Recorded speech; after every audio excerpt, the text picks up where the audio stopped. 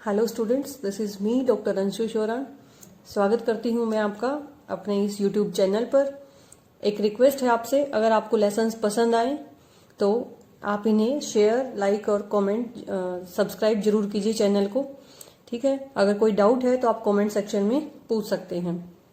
चलिए, अब without wasting our time let us start this vector space. Vector subspace, space आप पढ़ चुके हो, वेक्टर सब स्पेस की बात आती है।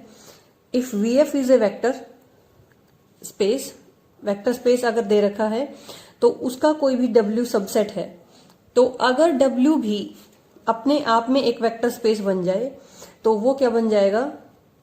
सब स्पेस बन जाएगा, वेक्टर सब स्पेस ऑफ V।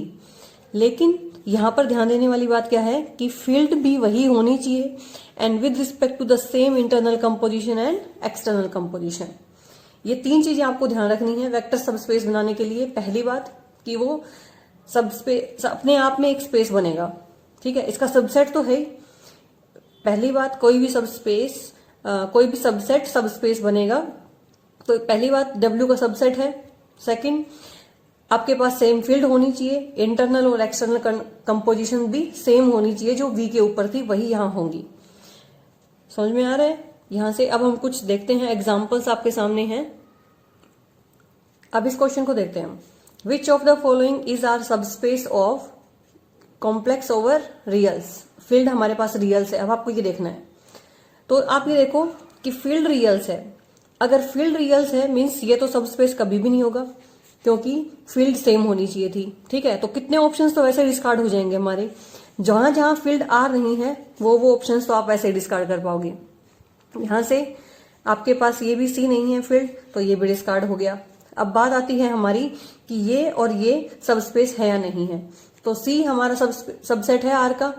सारे आप फुलफिल करके देखोगे, सबको फुलफिल कर जाएगा, ये कंडीशन सेटिस्फाई करेगा, तो ये आपका क्या है? एक वेक्टर सबस्पेस है। किसका? C ऑफ R का। अब ये भी हमारे पास सबस्पेस है, और कौन सा है ये? इसका नाम अभी बताती हूं मैं आपको। ये सबस्पेस है C ओवर R का। अब यहां पर आप ध्यान से देखेंगे, एक देखने वाली बात ये है कि जो भी हमारा जीरो सबस्पेस होता है और खुद सबस्पेस V खुद, वो हमारे कैसे होते हैं? इम्प्रॉपर सबस्पेस होते हैं, या फिर इनको हम बोलते हैं ट्रिवियल सबस्पेस भी। और इन दोनों को छोड़कर किसी वेक्टर के जितने भी सबस्पेसेस हैं वो सारे कैसे हैं? नॉन ट्रिवियल, या फिर आप उनको बोलोगे प्रॉपर। ये आपको क्लियर होना चाहिए कि कौन से ट्रिवियल होते हैं और कौन से नॉन ट्रिवियल। तो ट्रिवियल तो किसी भी स्पेस के ट्रिवियल सबस्पेस दो ही होते हैं, एक तो जीरो और एक वो खुद। उसके अलावा जितने भी सबस्पेस होंगे वो सारे नॉन ट्रिवियल होंगे। ठीक है, चलिए अब आपके पास एक एग्जांपल में यहां पर है। अब इस क्वेश्चन के आपको बताने हैं कि कितने सब स्पेसिस हैं, ट्रिवियल और नॉन ट्रिवियल आपको सब स्पेसिस बताने हैं यहां। अब इस स्पेस के आपको इम्प्रॉपर सबस्पेस ढूंढने हैं। C cross R cross C over R। Field यहां पर R है, तो improper means non trivial, improper means trivial आपको ढूंढने हैं। तो ट्रिवियल कौन कौन से हैं? ट्रिवियल आपको पता है, एक तो 0 0 0 ओवर द फील्ड आपकी सेम रहेगी R, तभी वो सबस्पेस बनेगा। तो एक तो ये हो गया, और सेकंड अपने पास हो गया ये स्पेस खुद, C cross R cross C over R। तो ये दो सबस्पेस तो हो गए हमारे पास, इम्प्रॉपर सबस्पेस हो गए इस स्पेस के। अब बात आती है प्रॉपर की। तो प्रॉपर तो आप यहां से बहुत सारे बना सकते हो।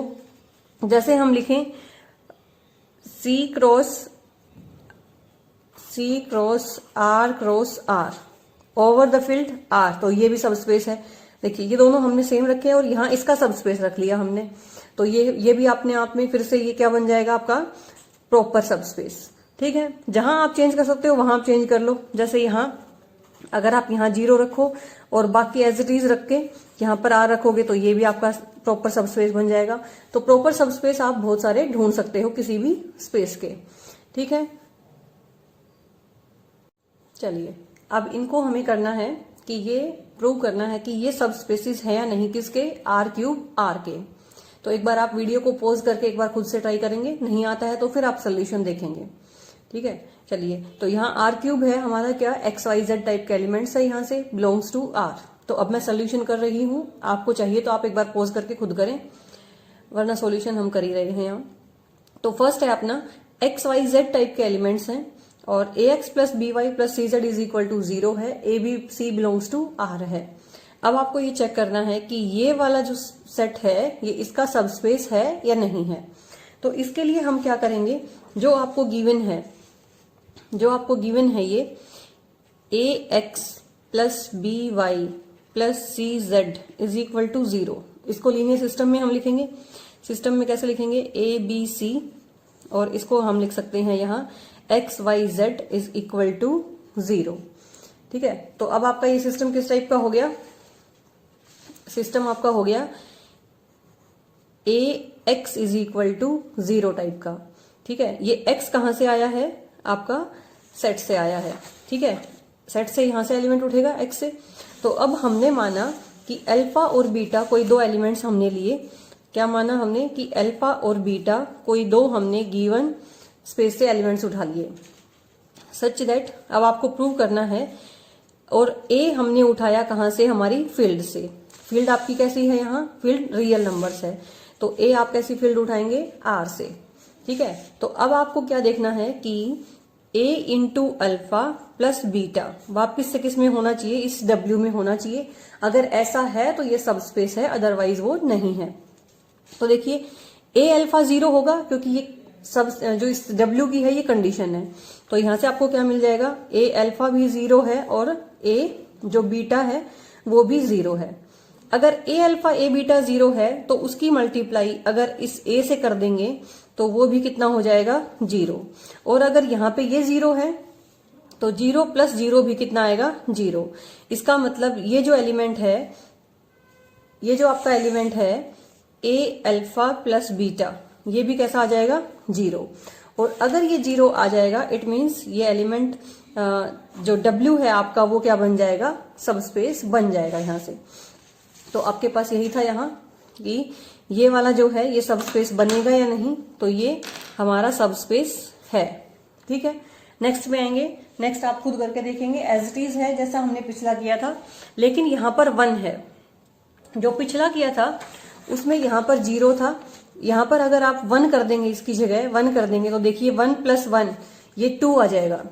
और अगर ये 2 हो जाएगा मीन्स वो एलिमेंट वापिस से W में नहीं जाएगा, और W में नहीं जाएगा इसका मतलब W हमारा सबस्पेस नहीं बनेगा। तो सेकंड वाला हमारा सबस्पेस नहीं है। थर्ड की बात करें, x y z, x y कहां से हैं, Q से हैं। अगर एक्स वाई जेड आपके Q से हैं तो यहां पर जो है एक्सटर्नल कंपोजिशन होल्ड नहीं करेगी। ठीक है, क्योंकि फील्ड हमारी कैसी है, रियल्स की। रियल इंटू रैशनल जरूरी नहीं है हर बार रैशनल ही आए, तो इसलिए ये भी आपका क्या है, सबस्पेस नहीं है। थर्ड भी नहीं है। अब बात करते हैं फोर्थ की, x y z x greater than equal to 0, x 0 है हर बार। ठीक है, अब यहां पर आप बात करेंगे तो इसकी, मान लो मैंने एलिमेंट उठाया 1 0 0, ग्रेटर देन इक्वल टू 0 है। एक्सटर्नल कंपोजिशन के लिए एलिमेंट कहां से उठेगा, आर से। तो अगर हम उसको -1 उठाएंगे तो स्केलर मल्टीप्लीकेशन जिसको आप बोलते हो, तो ये कितना आ जाएगा, -1 0 0। इस सेट में बिलोंग नहीं करेगा। सेट में बिलोंग नहीं करेगा मतलब ये सब स्पेस आपका नहीं बनेगा। अगर आपको एक ऐसा एग्जांपल मिल जाता है एक भी जो गिवन कंडीशन को सेटिस्फाई नहीं करता है, मीन्स वो फिर सब स्पेस हमारा नहीं बनेगा। ठीक है, नेक्स्ट है आपके पास फिफ्थ वन। फिफ्थ है x y z x y is equal to 0। तो x y is equal to 0 है, मीन्स आपने एलिमेंट्स जो हैं वो आप किस चीज कैसे कैसे उठाएंगे, यहाँ पर एक बार आप खुद ट्राई करके देखिए इसको। जो एलिमेंट्स हम उठाएंगे, यहाँ पर एलिमेंट्स हम उठा रहे हैं, एक्स वाई 0 होना चाहिए। ठीक है, फिफ्थ एग्जाम्पल के लिए एक्स वाई हमारा 0 होना चाहिए। तो अगर मैं एलिमेंट्स उठा लू यहाँ से 1 0 0, और देखिए फर्स्ट एलिमेंट जो हमने अल्फा उठाते हैं वो हमने उठा लिया 1 0 0, एक्स इंटू वाई 0 है। दूसरा एलिमेंट उठाइए बीटा, बीटा हमने उठा लिया 0 1 0, इन दोनों का प्रोडक्ट भी 0 है। इसका मतलब ये एलिमेंट इस सेट को बिलोंग करता है। अगर बिलोंग करता है तो हमें क्या दिखाना है अब कि a into alpha plus beta भी इसी सेट में है, जो गिवन सेट है फिफ्थ वाला इसी सेट में है। अगर ऐसा हो जाएगा तो वो वेक्टर स्पेस हो जाएगा, अदरवाइज वो नहीं होगा। तो अब हम कोशिश करते हैं इसको करने की। अब हम ए को 1 ले लेते हैं, क्योंकि आर है, पर्टिकुलर एग्जाम्पल के लिए हम ले सकते हैं। ए को मैंने 1 उठाया, तो 1 इंटू अल्फा प्लस बीटा, वो आपके पास कितना आ गया, 1 इंटू अल्फा प्लस बीटा आपके पास कितना आ गया, अल्फा प्लस बीटा। तो अल्फा प्लस बीटा कितना हो गया बोलो, 1 0 0 0 1 0, इनको ऐड करोगे तो 1 1 0। अब यहां से x इंटू वाई का प्रोडक्ट करोगे, x इंटू वाई का प्रोडक्ट करोगे, कितना आ रहा है 1, 0 नहीं आया।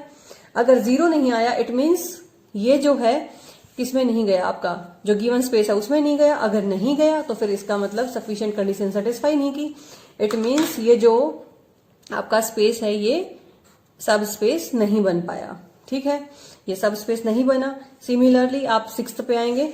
6th देखिए आप, 6th फिर से आपका क्या बन रहा है,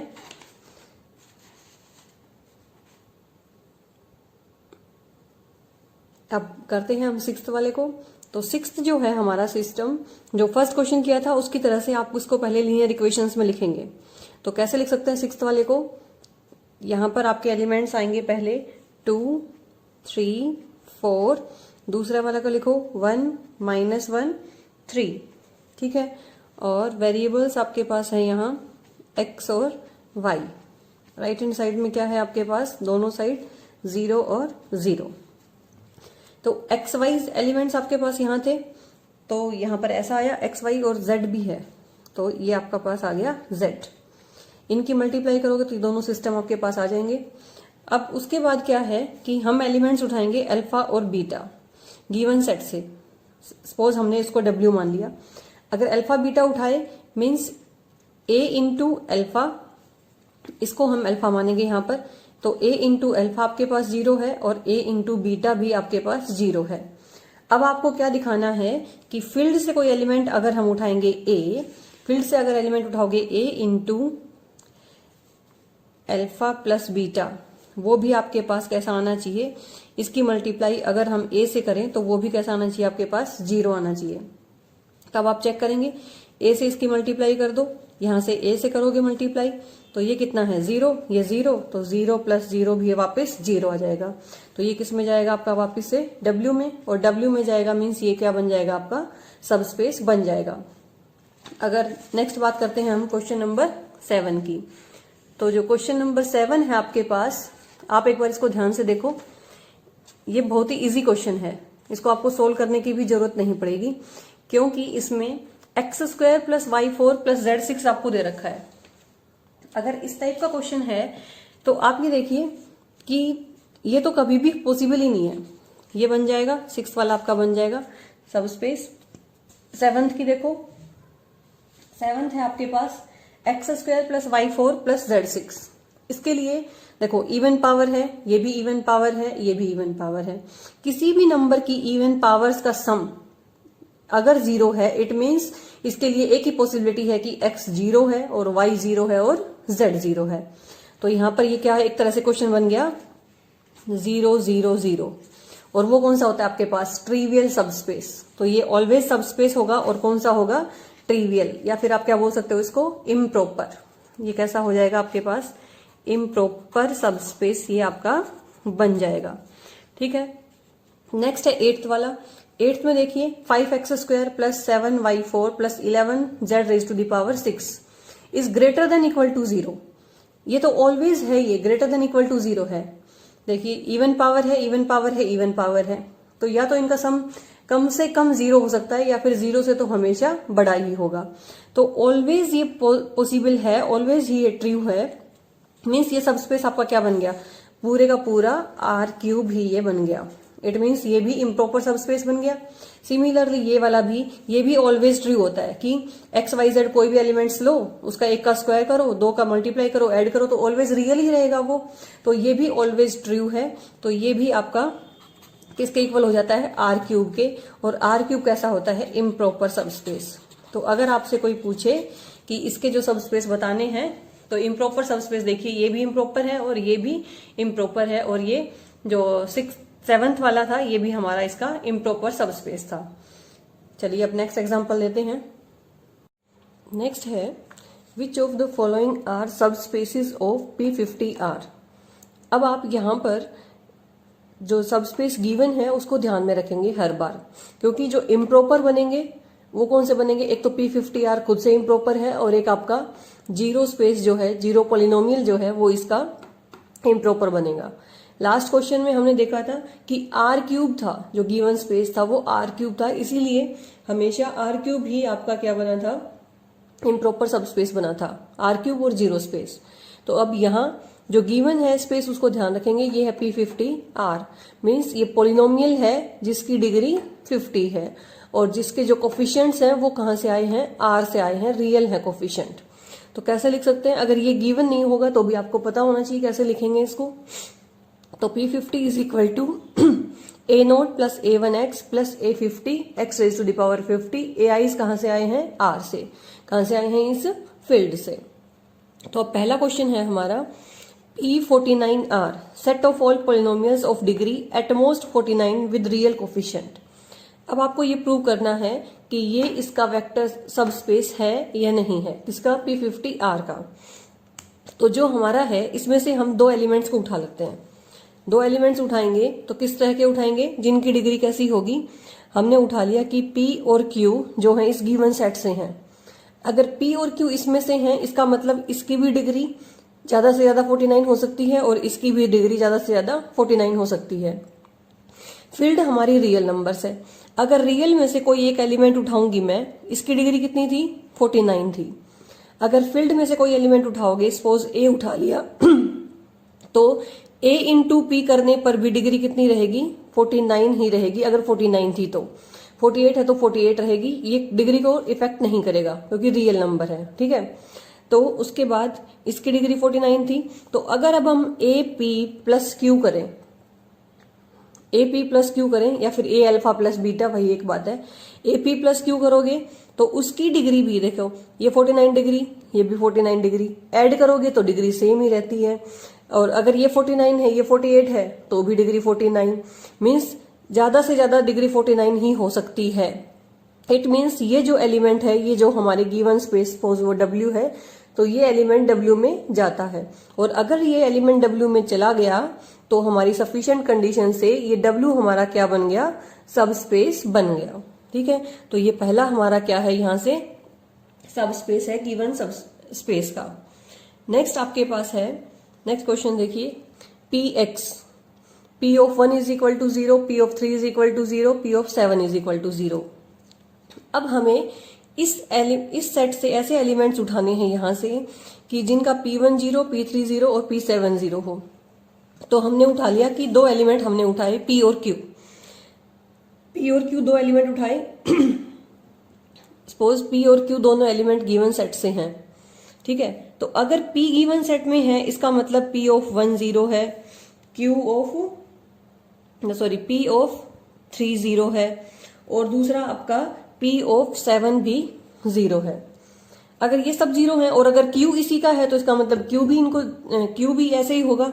तो इसका मतलब Q ऑफ 1 भी 0 होगा, यहाँ से Q ऑफ 3 भी 0 होगा और Q ऑफ 7 भी 0 होगा। अगर ये 0 है तो अगर कोई एक एलिमेंट हम उठाएं AP प्लस, अगर मैं Q करना चाहूं, और किस पे करें पहले, AP प्लस Q अगर हम 0 पे निकालेंगे तो वो कितना आएगा, देखो A इंटू P ऑफ 0 और प्लस ये हो जाएगा Q इंटू 0, ठीक है। A कोई भी रियल नंबर है और P ऑफ 0 हमारे पास 0 है, तो ये 0 प्लस 0 कितना आ गया, 0। तो देखो यहां से AP प्लस Q 0 आ गया 0 पे। उसी तरह से अगर AP प्लस Q 3 पे निकालोगे तो वो भी 0 आ जाएगा, सेम स्टेप्स पे। यहाँ पे 3 पुट कर देना, वो भी 0 है, ठीक है। और उसी तरह से आपका AP प्लस Q, और अगर आप इसको 7 पे निकालोगे तो वो भी कितना आ जाएगा, 0। अगर ये सब 0 आ गए आपके पास तो अब हम क्या कहेंगे कि ये जो एलिमेंट है ये कहाँ बिलोंग कर गया, उस गिवन सेट में। क्योंकि उस सेट में कैसे एलिमेंट्स थे जिनका 1 पे, 3 पे और 7 पे वैल्यूज 0 आ रही थी, ठीक है। तो यहां से ये सारे 0 आ गए। इट मीन्स वो गिवन, वो AP प्लस Q इस सेट में आ गया, इस सेट में आ गया, इस सेट में आ गया, मीन्स ये आपका सब स्पेस बन गया। तो ये सेकंड भी आपका सब स्पेस बन जाएगा। अब सारे आपको इसी तरह से चेक करने हैं धीरे धीरे। अब थर्ड की बात करते हैं। थर्ड है आपके पास p x such that p triple dash x 0 और P 4x is equal to 0। तो यहां पर अगर आप देखोगे इसको, तो इसको हम कैसे करेंगे, P triple dash x is equal to 0 and next is P 4x is equal to 0। हमने माना कि इस सेट में दो एलिमेंट्स हैं गिवन सेट में, एक p है और एक q है। एक q और मानेंगे, इसका मतलब q ट्रिपल डैश x ये भी 0 है और q 4x ये भी आपका कैसा है, 0 है। ये 0 आ गए। अब हमें क्या प्रूव करना होता है कि अब हम चेक करेंगे A P plus Q, A alpha plus beta, किस एलिमेंट पे, x पे। अगर ये 0 आ गया इट मीन्स ये जो ए पी प्लस क्यू है ये वाला एलिमेंट ये गिवन सेट में है, और अगर ये गिवन सेट में है तो गिवन सेट सब स्पेस बन जाएगा। ठीक है, तो अब यहां से चेक करेंगे इसको ए पी प्लस क्यू को, तो ये कितना हो गया, x यहां जाएगा, a into P of x plus q of x, ये ऐसे लिखा जाता है। अब हमें इसका ट्रिपल डैश चेक करना है, इसका ट्रिपल डैश 0 होना चाहिए, यहां से 4 भी 0 होना चाहिए। तो अगर यहाँ पे आप ट्रिपल डैश लगा दोगे तो ये ट्रिपल चला जाएगा यहाँ, और यहाँ पर भी ये ट्रिपल हो जाएगा। ठीक है, अब पी ट्रिपल डैश एक्स ये कितना है, 0, और ये भी कितना है, 0, तो ये भी 0 आ गया। उसी तरह से 4 लगा दोगे तो वो भी 0 आ जाएगा। इट मीन्स ये वाला जो एलिमेंट है ये दोनों कंडीशंस को होल्ड कर रहा है। इट मीन्स ये गिवन सेट में चला जाएगा, और गिवन सेट में चला जाएगा मीन्स ये वाला जो है आपका वेक्टर स्पेस बन जाएगा, थर्ड। ठीक, उसी तरह से अब बात करते हैं हम 4 की, P double dash x plus P x is equal to 0। अब इसको करने के लिए अब आप क्या करोगे, यहां से हम दो एलिमेंट्स उठाएंगे यहां से फिर से, कि एक हमने उठा लिया P और एक उठा लिया हमने Q। गिवन कंडीशन यहां लिख लेते हैं पहले, P double dash x plus P of x is equal to 0, ये पहला था। अब दूसरा उठा लेते हैं, Q double dash x plus Q of x is equal to 0। हमने दो एलिमेंट उठा लिए गिवन सेट से।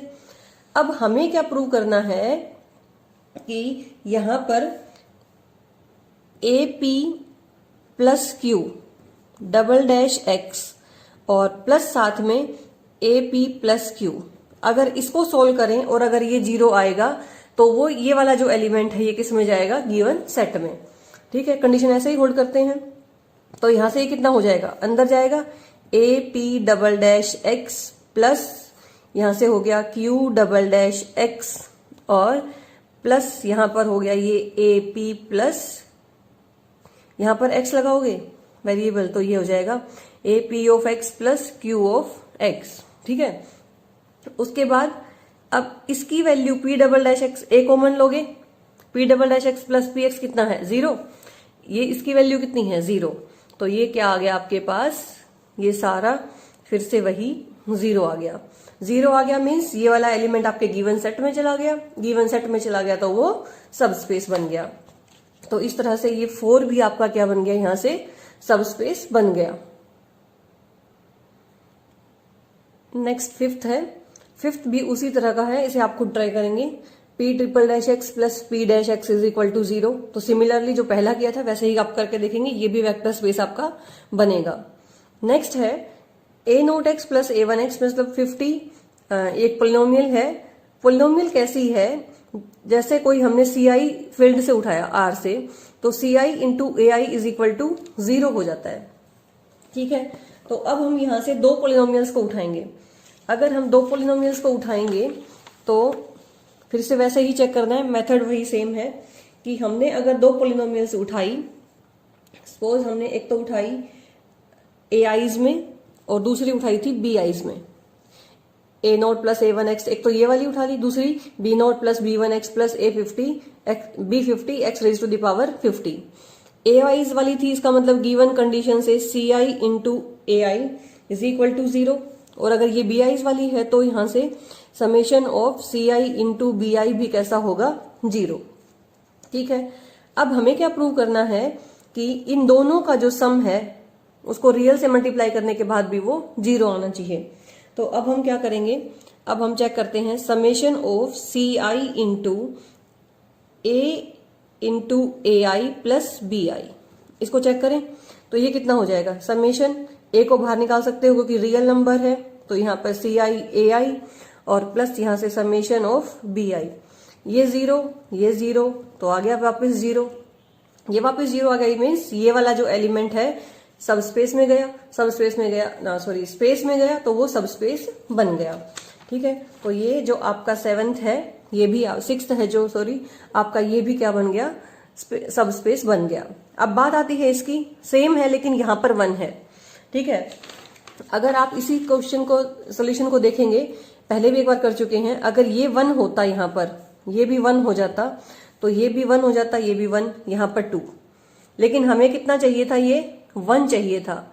1 नहीं हुआ, इसका मतलब ये जो एलिमेंट है ये उस स्पेस में नहीं गया, स्पेस में नहीं गया मतलब वो सब स्पेस नहीं बना।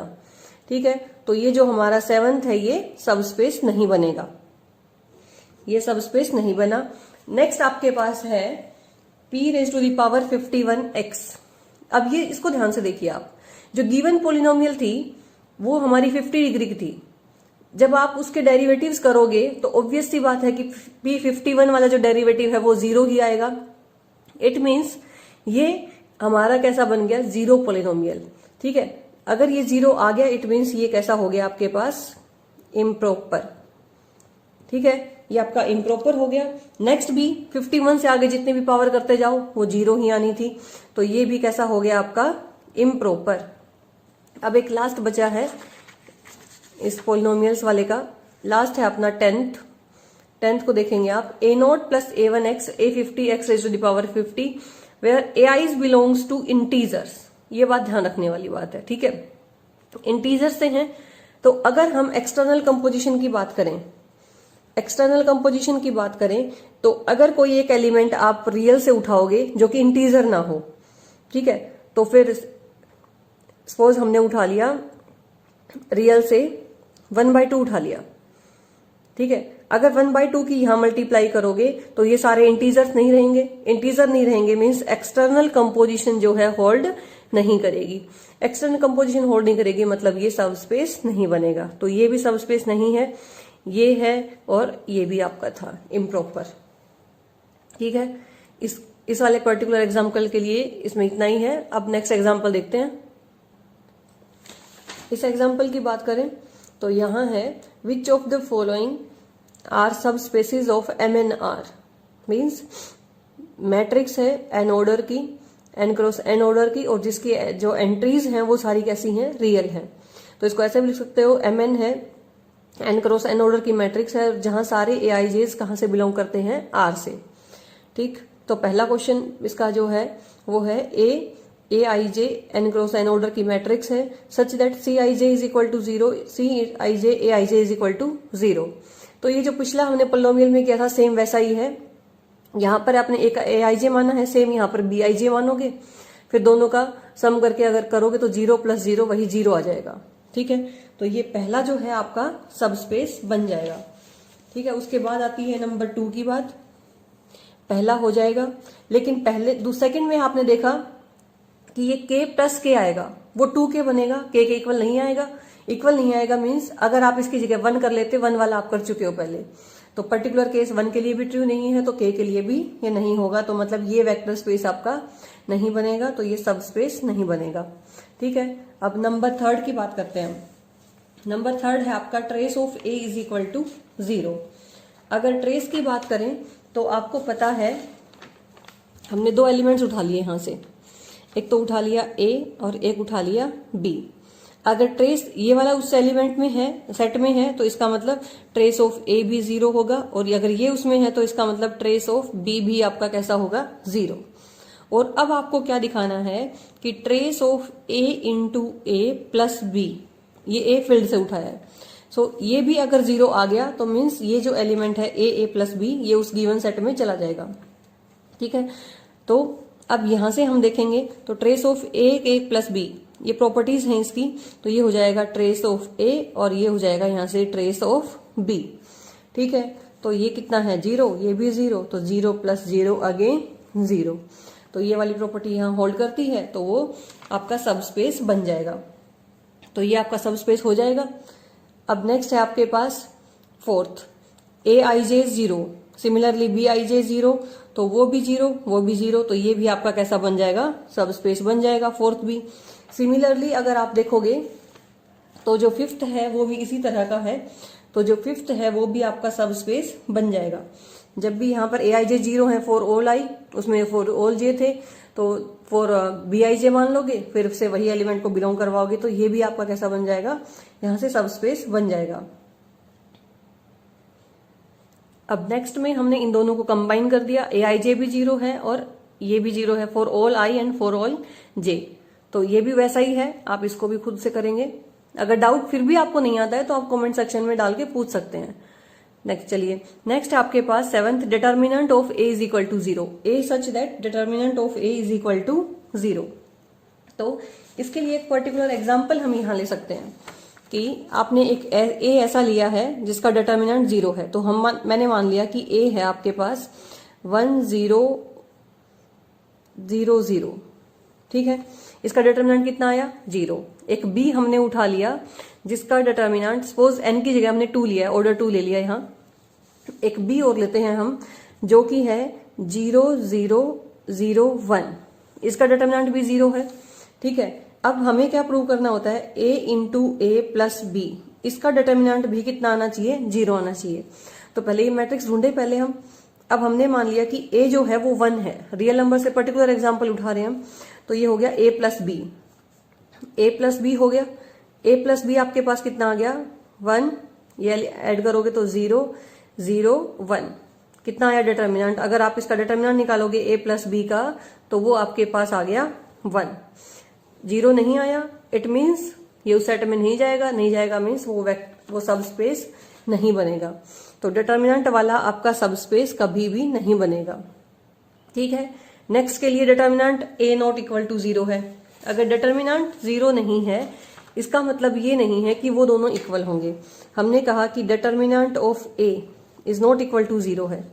सपोज किसी मैट्रिक्स का डिटर्मिनेंट जो है 1 है, ठीक है, यहां से डिटर्मिनेंट ऑफ b और मानेंगे तो b का डिटर्मिनेंट भी 0 नहीं है, suppose this is equal to 2, ठीक है।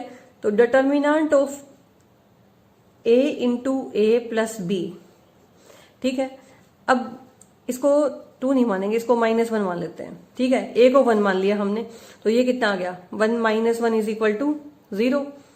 पहली बात तो ये determinant a plus b, a plus b की a determinant of a plus determinant of b होता नहीं है। लेकिन हम सपोज ऐसा हमारे पास केसेस आ जाते हैं कि कभी कभी ये इक्वल भी हो जाते हैं, ठीक है। पर्टिकुलर केस हमने उठाया है जहां पर ये इक्वल है, तो इस पर्टिकुलर केस के लिए ये होल्ड भी नहीं करता है।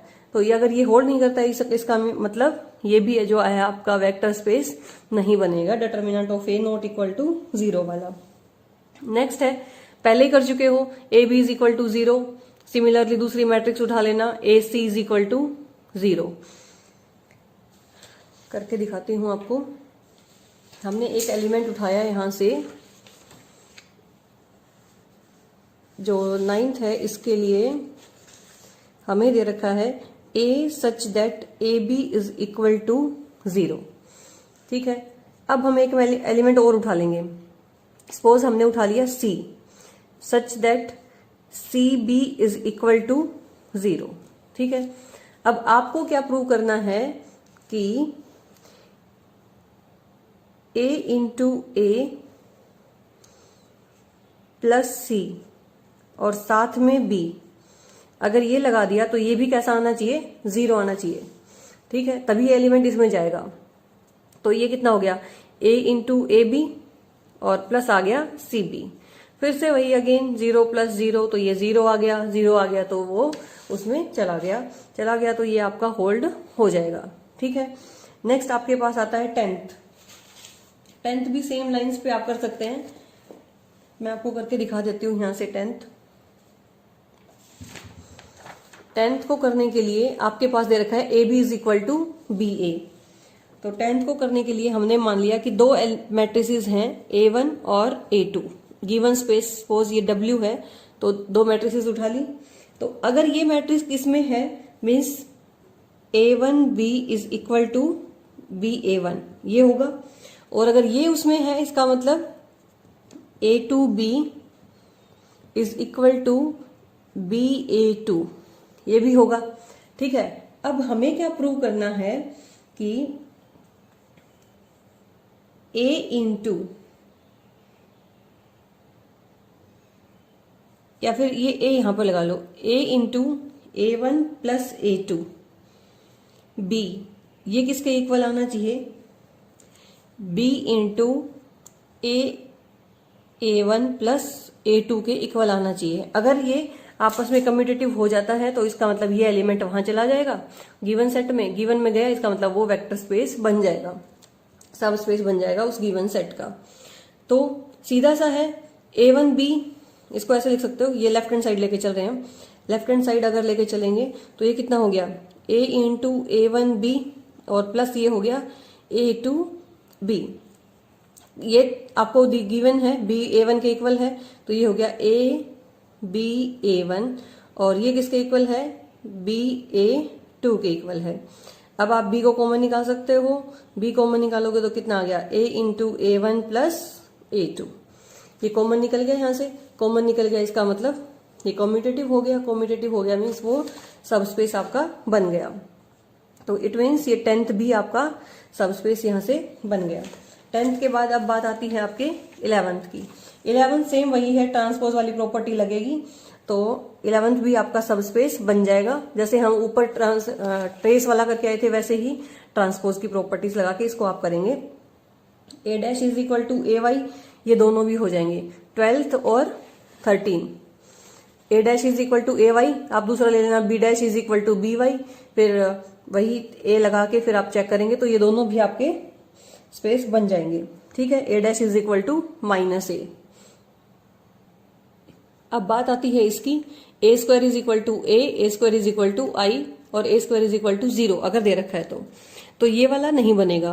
क्यों? क्योंकि आपको देखो क्या दे रखा है, A such that A square is equal to A square is equal to A। दूसरा हमने मान लिया कि B दे रखा है B square is equal to B। अब आपको क्या प्रूव करना है कि सपोज A हमने 1 ही मान लिया, जो फील्ड का एलिमेंट है वो 1 ही मान लिया। ठीक है, तो इसका मतलब जो A प्लस B इसका होल स्क्वायर होता है ना, वो हमें क्या प्रूव करना होता है? A into A plus B के इक्वल प्रूव करना है। ठीक है, अगर इस A को 1 भी मान लोगे तो ये कितना हो गया? A plus B whole square is equal to, आपको प्रूव करना है A प्लस B के इक्वल। ठीक है, A प्लस B का होल स्क्वायर कितना होता है? ये हमारे पास होता है A square plus B square plus 2AB। ठीक है, तो ये आपके पास वापस से नहीं आएगा क्योंकि A स्क्वायर तो A हो जाता है, B स्क्वायर B हो जाता है और 2AB ये एक्स्ट्रा बच गया, तो इसका मतलब ये उस एलिमेंट में नहीं जाएगा, उसके इक्वल नहीं बना तो ये आपका जो है सबस्पेस नहीं बनेगा। नेक्स्ट है आपके पास A square is equal to I, यहां पे देखेंगे आप A square is equal to I। दूसरा हम मान लेंगे B square is equal to I। ठीक है, तो अब आपको देखना है कि A into A plus B whole square, ये भी कितना आना चाहिए था? I आना चाहिए था। ये फिर से आपके पास अगर इसी फॉर्मूला में देखोगे तो ये I, ये फिर से एक्स्ट्रा बच गया मतलब ये I के इक्वल नहीं आया मतलब ये भी आपका सबस्पेस नहीं बनेगा। अब A square is equal to 0, A square 0 B square 0, ये 0 लेकिन ये बचेगा, तो फिर से ये भी सबस्पेस आपका नहीं बनेगा। ठीक, अब इस एग्जाम्पल को हम देखते हैं। Which of the following is R subspace of MNC। Last example है इस टॉपिक के लिए हमारा ये। So A belongs to MN, A theta is equal to KA, ये आपको देखना है where K belongs to C। ठीक है, A belongs to MN, A theta is equal to A, इनमें से कौन सा इसका सबस्पेस है? तो अब आपको ये तो पता है कि A plus B theta is equal to A theta plus B theta होता है, तो आपको ये देख के लगेगा कि ये तो सारे सबस्पेस बन जाएंगे, लेकिन ऐसा कुछ नहीं है। कि देखिए फर्स्ट वाला है आपके पास, अब आपको क्या प्रूव करना है कि एक एलिमेंट हम कहां से उठाएंगे? फील्ड से। सपोज हमने उठा लिया A प्लस B, इसका जो थीटा है वो हमारे पास किसके इक्वल आना चाहिए? A into A plus B के इक्वल आना चाहिए। अगर ऐसा आ जाता है तो ये आपका सबस्पेस बन जाएगा। लेकिन देखिए ये हो जाएगा ए थीटा का मतलब बार हो जाता है ये ए थीटा प्लस बी थीटा, ठीक है। ए थीटा इज इक्वल टू के ए है पहले वाले में, तो यहाँ पर आप के और लिखते चलेंगे साथ में। दूसरे वाले में सिर्फ ए है तो इसलिए सिर्फ ए लिख देंगे, दूसरे माइनस ए है तो माइनस ए लिख देंगे। लेकिन ये हो जाएगा आपके पास, फर्स्ट वाला देखते हैं तो ये हो गया ए बार के इंटू ए प्लस के इंटू बी, ठीक है। अब क्योंकि हमारी फील्ड कॉम्प्लेक्स है, इसीलिए ये जो एलिमेंट है, ये वाला एलिमेंट, इसकी वजह से ये इसके इक्वल नहीं हो पाएगा। मीन्स ये ए बार इज इक्वल टू ए, हर बार ऐसा हो ये ट्रू नहीं होगा। अदरवाइज अगर ये रियल नंबर होता, यहाँ पर फील्ड रियल होती, तो सीधा सा है कि ए बार इज इक्वल टू ए हो जाता, ए को हम बाहर लेते, ये सारा होल्ड हो जाता। तो इसीलिए क्योंकि फील्ड कॉम्प्लेक्स थी, इसलिए ना तो ये हमारा सबस्पेस बनेगा, ना ये बनेगा और ना ये बनेगा, इसलिए ऑप्शन हमारा हो जाएगा नन। अगर फील्ड रियल होती तो ये सारे होल्ड कर जाते। तो इसलिए हम बार बार मैं यहाँ कह रही हूँ कि आपको यहाँ फील्ड को देखना जरूरी है कि कौन सी फील्ड है और कौन सा स्पेस है जिसके लिए हम सब स्पेसेस को चेक कर रहे हैं, ठीक है। तो इस लेसन के लिए इतना ही है। अगर आपको ये लेसन पसंद आए तो आप इन्हें लाइक कीजिए। कोई डाउट्स रहता है तो आप कमेंट सेक्शन में पूछ सकते हैं। उसके अलावा आप चैनल को सब्सक्राइब कीजिए जिससे आगे आने वाले लेसन की आपको जानकारी तुरंत मिल सके, ठीक है students. All the best, thank you very much.